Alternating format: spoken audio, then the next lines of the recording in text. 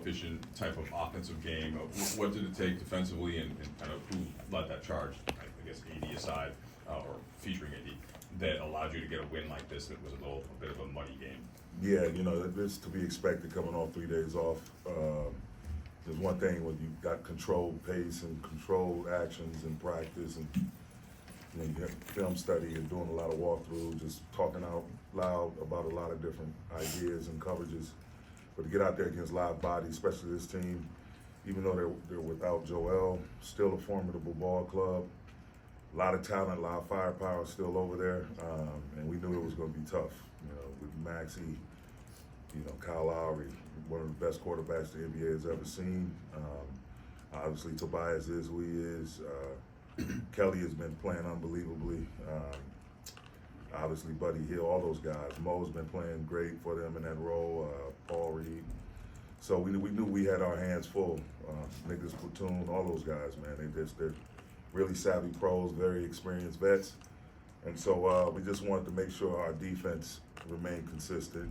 Got a little bit away from us in the second quarter, but second half we did a great job despite some of our offensive mistakes.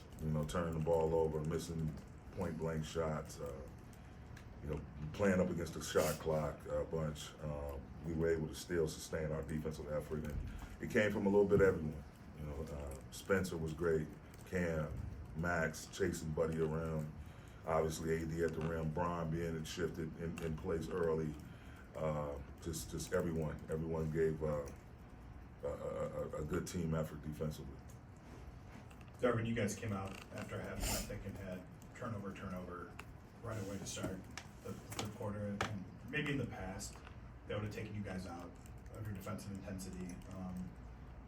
How encouraged were you that didn't happen tonight, and do you think that points to that sense of urgency that your guys talked about, kind of maybe even ramping up a little bit here over this past few days? It's kind of the finish line now, sort of, it seems like maybe more of a straight line there. Absolutely. We talk about giving multiple efforts and having the next play mentality, even when things are good, bad, and indifferent. A lot of things going to happen in an NBA basketball game. The one thing you can't do is, have self-inflicted wounds where you're disappointed because you didn't get a whistle, or you're turning the ball over. Because like I say, it's a difference between just unforced errors and competitive turnovers. Some of our turnovers were competitive. Guys just trying to get the ball to the open guy, didn't quite work out. But just a bunch of them happened in a row. Then playing against the shot clock, when you have to throw up a hand grenade, that's almost just like a turnover as well, because you're not getting the shot in rhythm. But again, our group buckled down. Guys became vocal on the sideline, which was great.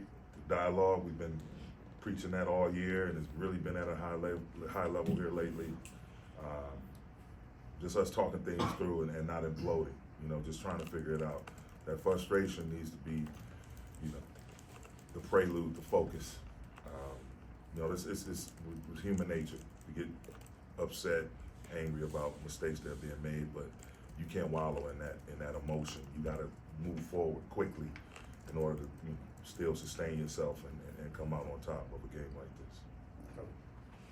Spencer had some, especially early, some really good defensive moments, a block, deflection, forced a turnover, and then offensively, I think the 11 points is the most he scored with you guys. How great was it just to see him put it together on both ends of the floor, and how encouraging is that, I guess, for the future in terms of when you guys need more from him, he can do it, or he sure he can do it? Oh yeah, we know, we have full confidence that he can do it. It's just, again, a matter of him learning his teammates, getting in the rhythm, learning where to be on the floor, and just being in attack mode. And defensively, he's a bigger guard, strong, moves his feet well, shows his hands, able to get on-ball blocks, which is, very, very extremely difficult to do in this league. And we saw him do it time and time again. So he's just more and more each game, getting more and more comfortable. And again, everyone around him is encouraging him because we're gonna need him. We're gonna need him, and he's gonna be in the mix. So just for him to just be confident and continue to soak up all the information, and so there's corporate knowledge there, and eventually, it'll be seamless. Darvin, what did you make of Cam tonight and his return and his defense against Maxey? chasing him around screens and stuff. That's what he does. You know, his size, his instincts, his refusal to be screened, whether it's off ball, whether it's on ball. You know, even if he goes under a screen, he's able to still get tall. If the guy decides to try to raise up behind it, and his feet, his hands are constantly active. Moves his feet really well. Was able to stay in front without fouling. I thought he was huge. Those minutes he came in and kind of put him on Max. I told him I didn't want him to guard. You know, no switching. Keep Cam on Max. We can blitz or hedge, what we call dive. If they try to bring someone else into the pick and roll to force a switch, we're not doing. We want Cam on him. When he doesn't have the ball, Cam deny the hell out of him. And I thought he did a great job in a very important segment of the game late.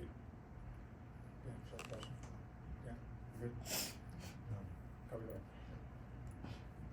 Coach, how much do you focus on those unforced errors and cleaning that up, and how much of it this late in the season do you just not scoff at, but just kind of say, hey, next game mentality, we got the win, that's what we needed, let's focus on the next assignment? I mean, you definitely have to look at it. You know, the good part, the good news is the way we guarded and defended everything, and you know, the off. But again, things to get better at, closing out possessions with a defensive rebound. And then offensively, our pace was good. You know, we had some great runouts, we just didn't connect. And again, it's the difference between just complete unforced errors and competitive turnovers. So we'll get to the film and show some of this, and again, try to learn from it, grow from it, and be better at it.